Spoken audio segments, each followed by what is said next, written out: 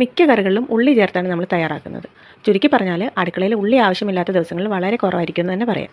ഉള്ളി വാങ്ങിക്കുമ്പോൾ അതിൻ്റെ തൊലിപ്പുറത്തും മറ്റുമായിട്ട് കറുത്ത പാടുകളും വരകളും ഒക്കെ നമ്മൾ ശ്രദ്ധിച്ചിട്ടുണ്ടാവും. എന്നാൽ ഇത് എന്താണെന്നുള്ള കാര്യം പലർക്കും അറിയില്ല. ഉള്ളി ഉൾപ്പെടെയുള്ള വിവിധ ഭക്ഷണ സാധനങ്ങളിൽ സാധാരണയായിട്ട് കാണപ്പെടുന്ന ആസ്പെർജിലസ് നൈഗർ എന്ന ഒരുതരം പൂപ്പലാണിത്. ആരോഗ്യമുള്ള വ്യക്തികൾക്ക് അത്ര അപകടകാരിയല്ലെങ്കിലും വലിയ അളവിൽ ഉള്ളിൽ ചെന്നാൽ ദുർബലമായിട്ട് പ്രതിരോധശേഷി ഉള്ളവരിൽ ഇത് ആരോഗ്യ പ്രശ്നങ്ങൾക്ക് കാരണമായേക്കാം. ഓക്രാടോക്സിൻ എ പോലുള്ള മൈക്രോടോക്സിനുകൾ ആസ്പെർജിലസ് നൈഗറിന് ഉൽപ്പാദിപ്പിക്കാൻ കഴിയും.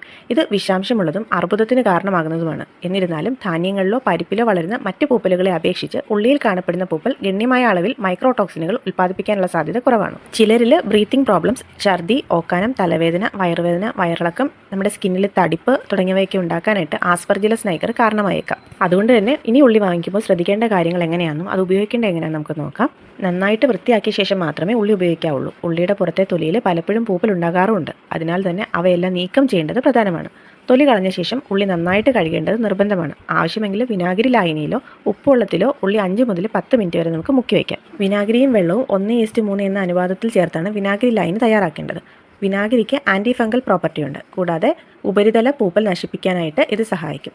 ഉള്ളിയുടെ മൃദുവായതോ ചീഞ്ഞതോ ആയ ഭാഗങ്ങളിൽ പൂപ്പൽ ബാധിച്ചിട്ടുണ്ടെങ്കിൽ ആ ഭാഗങ്ങൾ ഒഴിവാക്കുന്നതാണ് നല്ലത്.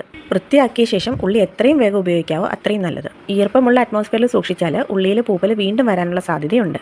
ഇനി ഉള്ളിയിൽ പൂപ്പൽ തടയാനായിട്ട് എന്തൊക്കെ ചെയ്യാമെന്ന് നോക്കാം. ഉള്ളി തണുത്തതും വരണ്ടതും നന്നായിട്ട് വായുസഞ്ചാരവും ഉള്ളതായിട്ടുള്ള സ്ഥലത്ത് വേണം സൂക്ഷിക്കാനായിട്ട്.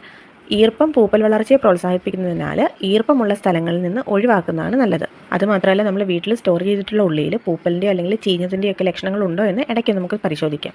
മറ്റുള്ളവയിലേക്ക് ഇത് പടരാതിരിക്കാനായിട്ട് നമുക്കതൊന്ന് ശ്രദ്ധിക്കാം. പൂപ്പലുള്ളതോ ചീഞ്ഞതോ ആയിട്ടുള്ളത് ശ്രദ്ധയിൽ പെട്ട് കഴിഞ്ഞാൽ അത് എത്രയും പെട്ടെന്ന് അവിടെ നിന്ന് മാറ്റുകയും വേണം. ഉള്ളി വാങ്ങുമ്പോൾ നമ്മൾ നനഞ്ഞതോ അല്ലെങ്കിൽ ഈർപ്പം ദൃശ്യമാകുന്നതോ ആയിട്ടുള്ളവയ്ക്ക് ഒഴിവാക്കുന്നതാണ് നല്ലത്. കാരണം ഇവയിൽ പൂപ്പൽ ഉണ്ടാകാനുള്ള സാധ്യത കൂടുതലാണ്. ഈ കാര്യങ്ങളൊക്കെ ഒന്ന് ശ്രദ്ധിച്ചു കഴിഞ്ഞാൽ ഉള്ളിയിൽ പൂപ്പൽ മൂലമുണ്ടാകുന്ന ആരോഗ്യ പ്രശ്നങ്ങളിൽ നിന്ന് നമുക്ക് രക്ഷപ്പെടാനായിട്ട് സാധിക്കും.